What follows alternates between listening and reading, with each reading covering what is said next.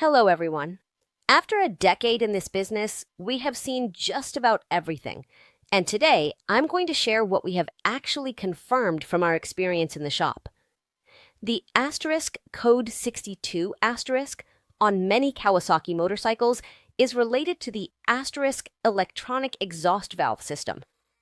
This valve controls the flow of exhaust gases to improve engine response. And when the computer detects that it is not in the correct position, this warning appears on the dashboard. At the shop, the first thing we check is whether the valve can move freely. Over time, carbon buildup can cause the mechanism to become stiff or stuck. Some customers tell us that the motorcycle still runs, but they notice slower throttle response or a loss of power at certain RPM ranges. Another important area to inspect is the cables connecting the actuator to the valve. If they are loose, too tight, or out of adjustment, the computer may detect that the valve is not reaching the correct position and trigger the error.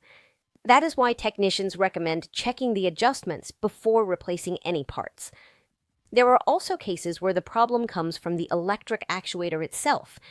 This small motor moves the valve, and over time, its internal gears can wear out.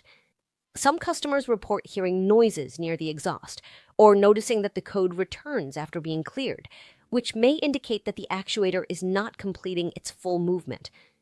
Besides the mechanical system, the electrical side also needs to be checked. A connector with moisture, dirt, or a damaged wire can send an incorrect signal to the ECU.